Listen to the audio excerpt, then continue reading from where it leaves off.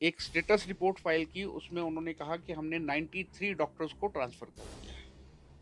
जब हमने वो स्टेटस रिपोर्ट देखी, एक राइट ऑफ इन्फॉर्मेशन एक्ट के तहत किसी सज्जन ने ये सूचना ली थी, उससे पता चला कि इन 93 डॉक्टर्स को जिनको इन्होंने पोस्ट किया था, उनमें से 30 ने रिलीव तो कर दिया गया लेकिन उन्होंने जॉइन नहीं किया। सिर्फ 27 ने जॉइन किया, 30 ने जॉइन नहीं किया, 21 ने अपने ट्रांसफर ऑर्डर कैंसल करवा लिया। 586 प्राइमरी हेल्थ सेंटर्स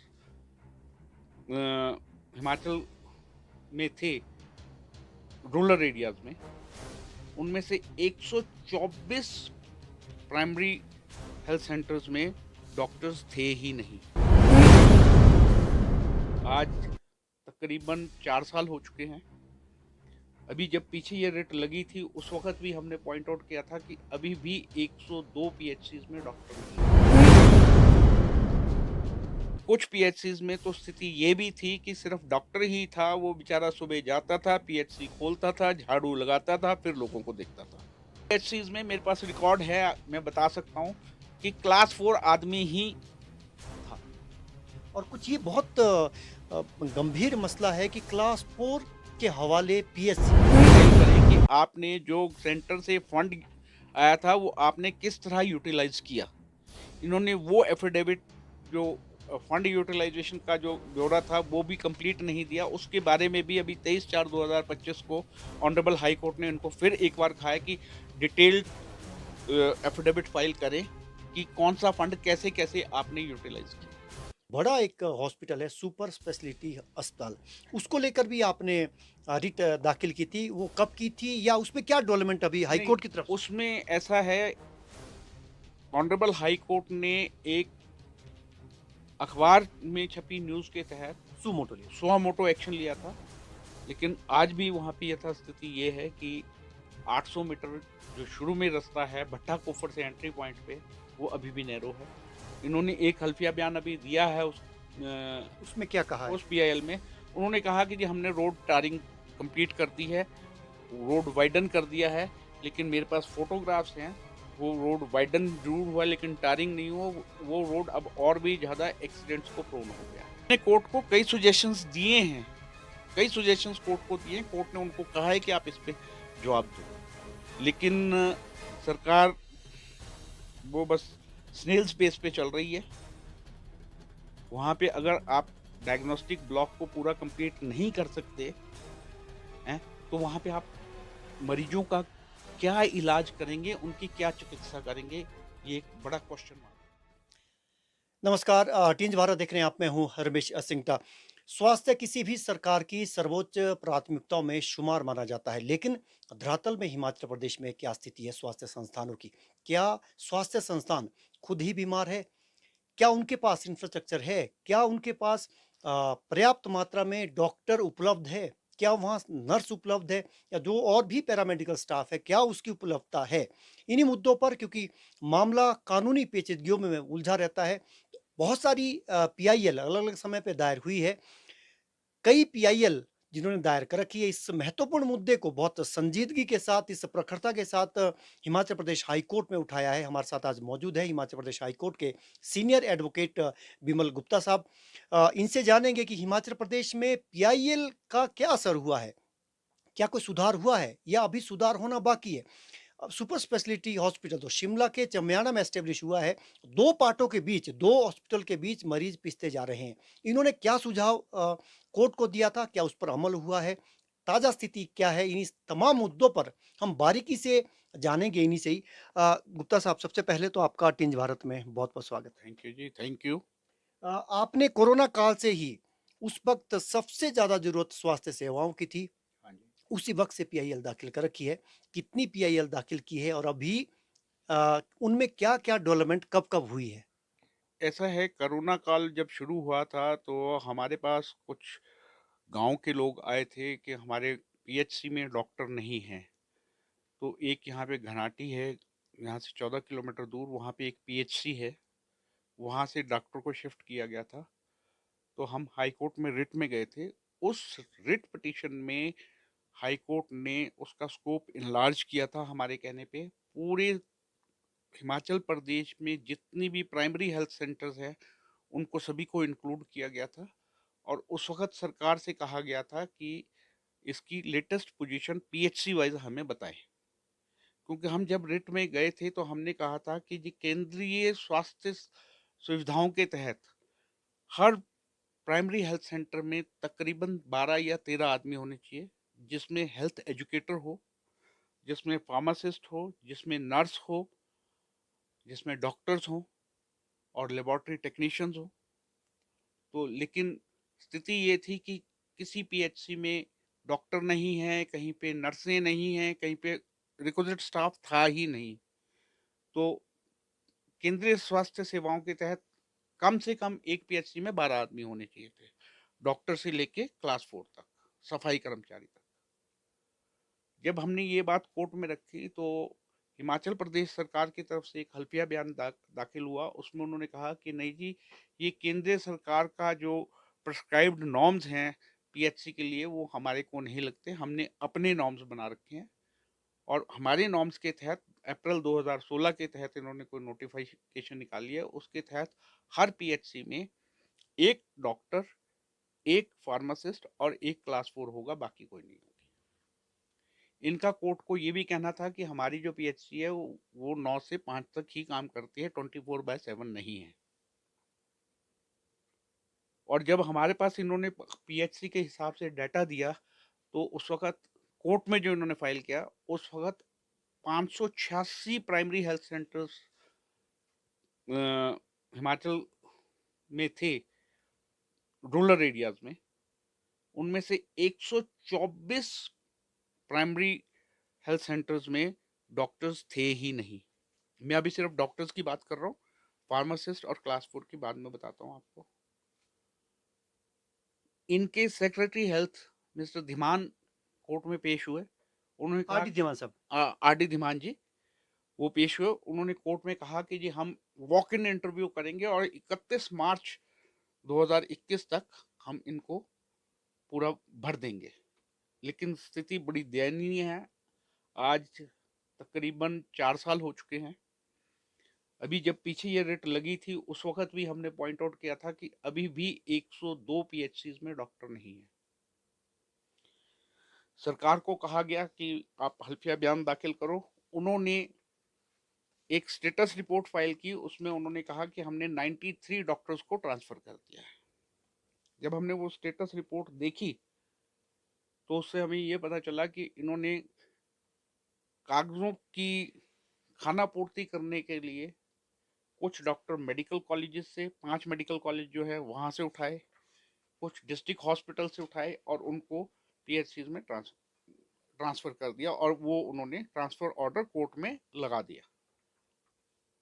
जब हमने उसका देखा उसके बारे में, तो हमें एक राइट ऑफ इंफॉर्मेशन एक्ट के तहत किसी सज्जन ने ये सूचना ली थी। उससे पता चला कि इन 93 डॉक्टर्स को जिनको इन्होंने पोस्ट किया था, उनमें से सिर्फ 27 डॉक्टर्स ने ही ज्वाइन किया है।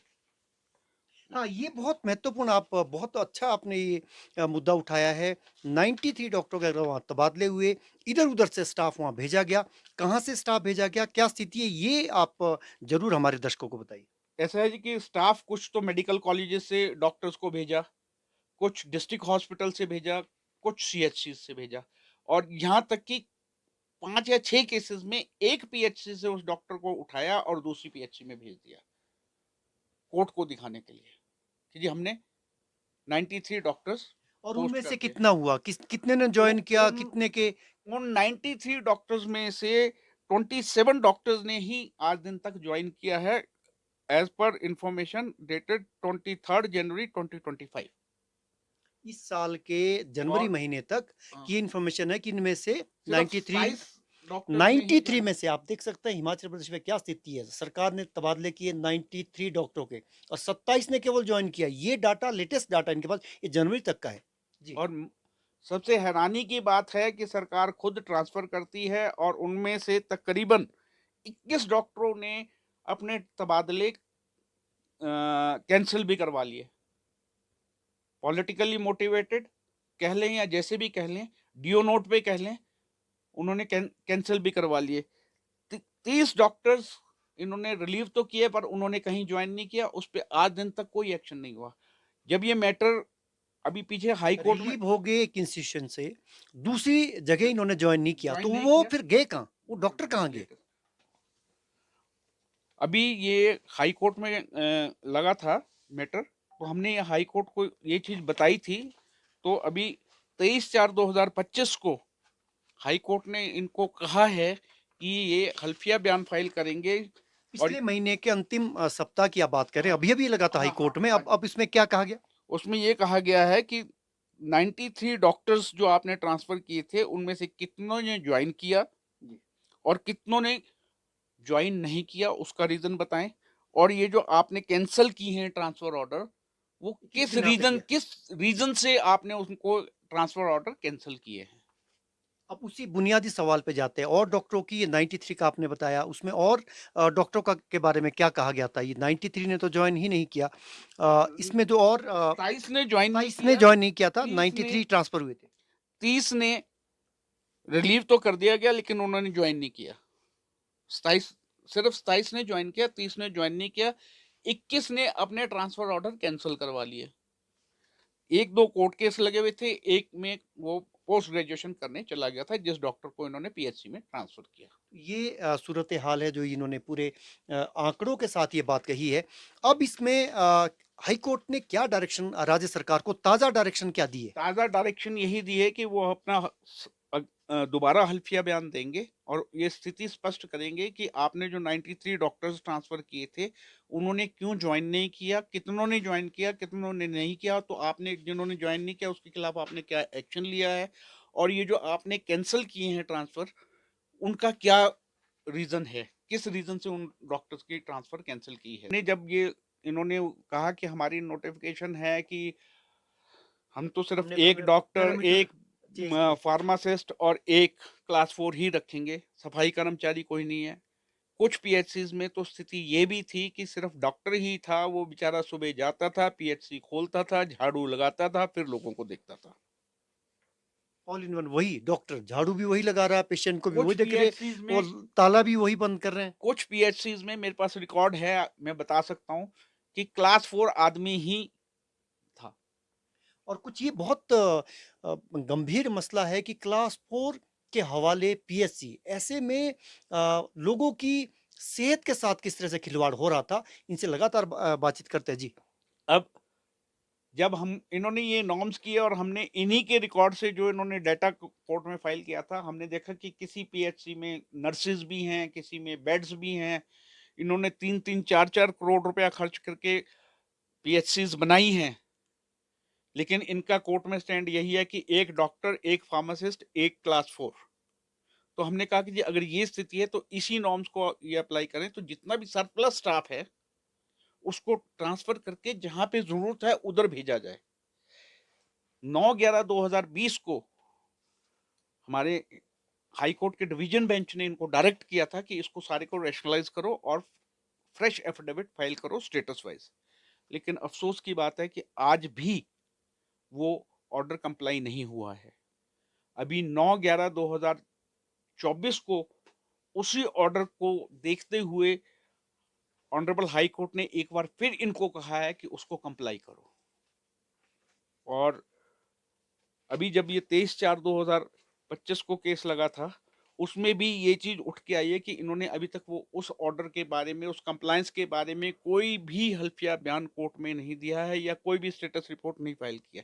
उससे यही लगता है कि आज की डेट में भी सरप्लस स्टाफ जो इनके नॉर्म्स के से ओवर एंड अबव है, वो पीएचसीज में काम कर रहा है। वो शायद किसी के जानकार का रिश्तेदार है, किसी पॉलिटिशियन का रिश्तेदार है, या जो भी है, वो उन पीएचसीज में काम कर रहा है, जबकि नॉर्म्स के मुताबिक उसे उस जगह काम नहीं करना चाहिए। कहीं सरप्लस स्टाफ है और कहीं स्टाफ है ही नहीं, आप है ये नहीं। कहना चाह रहे हो, तो जो सरप्लस स्टाफ है उसको दूसरी जगह शिफ्ट किया जाए। हाँ, सरप्लस स्टाफ जैसे इनके हिसाब से नर्सेज की जरूरत नहीं है, इनके हिसाब से डेंटल डॉक्टर की जरूरत नहीं है पीएचसी में, इनके हिसाब से लेबोरेटरी टेक्नीशियन की जरूरत नहीं है, तो लेकिन वो अभी भी पीएचसी में पोस्टेड हैं।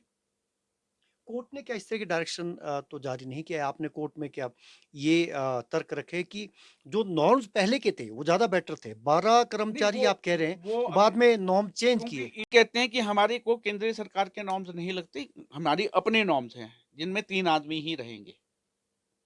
लेकिन जो पैसा, जो केंद्रीय मदद आती है, पीएससी के लिए केंद्रीय मदद भी तो आती है। क्या उसका सही इस्तेमाल हो रहा है? अभी भी कोर्ट ने इनको कहा है कि हल्फिया बयान फाइल करें कि आपने जो सेंटर से फंड आया था, वो आपने किस तरह यूटिलाइज़ किया। इन्होंने वो एफिडेविट जो फंड यूटिलाइजेशन का जो ब्यौरा था, वो भी कंप्लीट नहीं दिया। उसके बारे में भी अभी 23/4/2025 को ऑनरेबल हाई कोर्ट ने इनको फिर एक बार कहा है कि डिटेल्ड एफिडेविट फाइल करें कि कौन-सा फंड कैसे-कैसे आपने यूटिलाइज़ किया है। अब दूसरे मुद्दे पे आते हैं, पीआईएल का ही मसला है।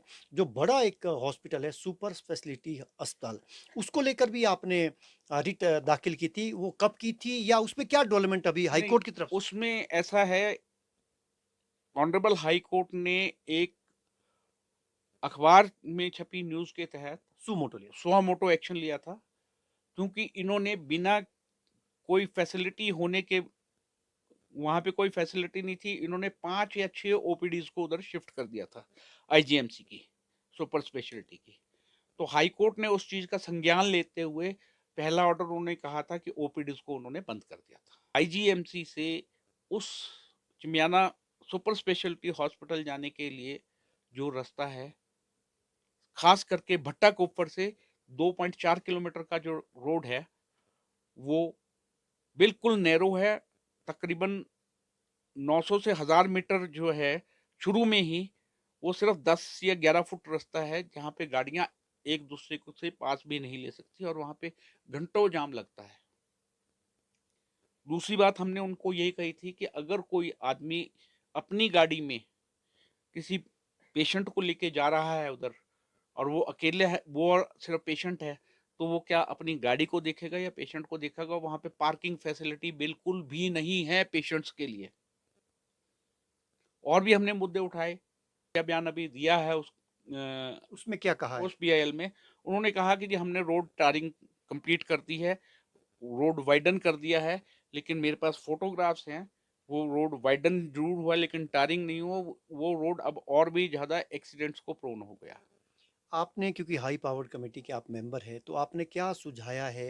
हमने क्या कोर्ट 2 को जी। हमने कोर्ट को कई सजेशंस दिए हैं, कई सजेशंस कोर्ट को दिए हैं, कोर्ट ने उनको कहा है कि आप इस पे जवाब दो। लेकिन सरकार वो बस स्नेल्स पेस पे चल रही है, और सेक्रेटरी हेल्थ ने, मैं I must say in a very clandestine manner, has filed an affidavit कि जी इस बिल्डिंग को बनाने के लिए हमें 12 महीने लगेंगे, जिस दिन हमें फंड मिल जाएगा। फंड मिलने फंड के मिल जाएगा। फंड मिलने के 12 महीने के बाद में के अंदर-अंदर हम इसको बना देंगे। लेकिन आज इस बात को 4 महीने हो चुके हैं एफिडेविट को फाइल हुए हुए। अभी तक फंड कब मिलेगा उसका कोई ज़िक्र नहीं है, क्योंकि काम वहाँ पे अभी भी रुका हुआ है। वहाँ पे अगर आप डायग्नोस्टिक ब्लॉक को पूरा कंप्लीट नहीं कर सकते हैं, तो वहाँ पे आप मरीजों का क्या इलाज करेंगे, उनकी क्या चिकित्सा करेंगे? ये एक बड़ा क्वेश्चन मार्क अभी है। जो जितना हम स्वास्थ्य सेवाओं को समझ पाए हैं, पेशेंट पहले आईजीएमसी जाता है, चंबा या सिरमौर से आता है, दुर्गम क्षेत्रों से आता है। पहले वो आईजीएमसी जाता है, उसको पता चलता है कि आपको चमियाना जाना पड़ेगा। चमियाना में जाता है तो उसको फिर कुछ ना कुछ टेस्ट या इमरजेंसी के लिए आपको आईजीएमसी आना पड़ता है। अगर कोई महिला पेशेंट है तो पता चलता है कि उसको केएनएच जाना पड़ रहा है। तो 3 अलग-अलग दिशाओं में 3 लोग 3 अलग-अलग अस्पतालों में दाखिल होते हैं। क्या कोई सुझाव आपने ऐसा दिया है और उसका क्या असर उसका कोर्ट के डायरेक्शन के बावजूद अभी हुआ है? तक हमने ये सुझाव तो नहीं दिया है कोर्ट को, क्योंकि छिमियाना में जो बिल्डिंग बनी है, उसमें कई करोड़ रुपया खर्च हो चुका है। जी। वो पैसा किसी का नहीं है, टैक्स पेयर का पैसा है। तो उसको अगर हम वहाँ पे वैसे ही छोड़ देते हैं, तो अल्टीमेटली लॉस तो टैक्स पेयर का है। लेकिन बहुत महत्वपूर्ण सुझाव ये है कि आज की डेट में आईजीएमसी में ही के साथ ही डेंटल कॉलेज है, नर्सिंग कॉलेज की बिल्डिंग है, डेंटल कॉलेज की बिल्डिंग है। अगर उन दोनों संस्थाओं को चिमियाना ट्रांसफ़र कर दिया जाए, और चमियाना वाला काम इन बिल्डिंगों में लिया जा सके, तो शायद एक मरीज को या उसके तामीरदार को जो उसके साथ उसको दिखाने आया है, उसको बहुत ईज़ी हो जाएगा। एक जगह ही हर चीज़, हर तरह का इलाज उसको मिलने की एक जगह संभावना पे हो। इलाज मिलेगा, लेकिन जो नई बिल्डिंग बनी है आईजीएमसी की ओपीडी की भी, वहाँ पर भी पेशेंट को बहुत दिक्कत आती है। एक पेशेंट को पुरानी इतनी जद्दोजहद करनी पड़ती है, नई से पुरानी तक की जंग। तब तक वो पहले ही ज़िंदगी की जंग से जूझ रहा होता है, कई बार तो मौत हो जाती है। इसके बारे में मेरा ये कहना है कि जी ठीक है, इन्होंने ओपीडी ब्लॉक की बिल्डिंग बनाई। उससे पहले इमरजेंसी और ट्रॉमा वार्ड जहाँ पे सिचुएटेड था बिल्डिंग में, वो एक ऐसी लोकेशन थी जहाँ पे emergency patient without wasting of time पहुंच सकता था। उसका रीज़न ये है कि तकरीबन माल रोड, रिज, लक्कड़ बाज़ार, लोअर बाज़ार, संजोली। अप टू संजौली चौक और इधर चौड़ा मैदान तक, ये सारे रोड सील्ड और रिस्ट्रिक्टेड रोड्स हैं, यहाँ पे गाड़ियाँ नहीं चलती। तो जब भी कोई आदमी रेफर्ड पेशेंट, चाहे वो बिलासपुर से आ रहा है, चाहे वो सोलन से आ रहा है, चाहे वो रामपुर से आ रहा है या किन्नौर से आ रहा है, उसको ये सील्ड पोर्शन एक ग्रीन कॉरिडोर का काम करता था to take the patient immediately to the emergency. Emergency. अब आज की तारीख में वो इमरजेंसी वार्ड और ट्रॉमा वार्ड इन्होंने नई ओपीडी ब्लॉक में कर दिए, दूसरी या तीसरी मंजिल में है नीचे। और उसको पहुँचने के लिए चाहे वो एम्बुलेंस है, चाहे वो प्राइवेट गाड़ी है जिसमें पेशेंट आ रहा है, उसको सर्कुलर रोड का ही सहारा मिलता है। और वो एरिया ऐसा है, वो हमेशा जैम रहता है। तकरीबन आधा-आधा, 15-15, 20-20 मिनट का जाम रहता है, तो इट इज़ नॉट पॉसिबल कि वहाँ तक पहुँच पाएँ। अगर पेशेंट वहाँ पहुँच भी जाता है और उसके बाद इमरजेंसी में दिखाने के बाद अगर उसको आईसीयू में शिफ्ट करना है या कार्डियोलॉजी के सुपर इंडोर में वार्ड में शिफ्ट करना है, तो वो भी बहुत मुश्किल है, क्योंकि नो डाउट वहाँ पे 8 या 10 लिफ्टें लगी हुई हैं उस पूरी बिल्डिंग में, लेकिन उनमें रश इतना रहता है कि इमरजेंसी पेशेंट के लिए कोई भी प्रावधान नहीं है कि उनको इमीडिएटली आईसीयू में कैसे शिफ्ट किया जा सके। इस बारे में मैंने प्रिंसिपल आईजीएमसी को भी सुझाव दिया था और कोर्ट में भी ये सुझाव दिया था कि जब तक इमरजेंसी के लिए रैंप्स नहीं बन जाते पीडब्ल्यूडी द्वारा, तब तक कम से कम 2 लिफ्टों को 24/7 उन सीरियस पेशेंट्स की शिफ्टिंग के लिए ही रखना चाहिए। वो बहुत जनरल अच्छा सुझाव है। जनरल पेशेंट या जनरल पब्लिक के लिए नहीं रहना चाहिए, और उसको बाकायदा इनके जो चौकीदार हैं, उसको वो मैन करें ताकि उसमें सिवाय इमरजेंसी पेशेंट के कोई और आदमी ना लेकिन जा अभी तो सके। व्यवस्था वही है, अब अभी कोई स्पेसिफिक अभी तक इमरजेंसी पेशेंट के लिए कोई डेडिकेटेड नहीं है कोई लिफ्ट। कोई भी लिफ्ट इन्होंने अभी तक डेडिकेटेड नहीं है, नहीं है। चलिए, हमसे बात करने के लिए बहुत-बहुत शुक्रिया। तो इन्होंने स्वास्थ्य सेवाओं के हिमाचल प्रदेश में स्वास्थ्य सेवाएँ एक तरह से बदहाल है, और इसका अंदाज़ा इसी बात से लगाया जा सकता है कि हाई कोर्ट के निर्देशों के बावजूद भी व्यवस्थागत खामियाँ कहीं न कहीं अभी भी उसमें अपेक्षित सुधार नहीं हुआ है। उम्मीद ये की जानी चाहिए कि जल्द ही इसमें अपेक्षित सुधार भी होगा। तेज़ भारत देख रहे हैं आप। नमस्कार।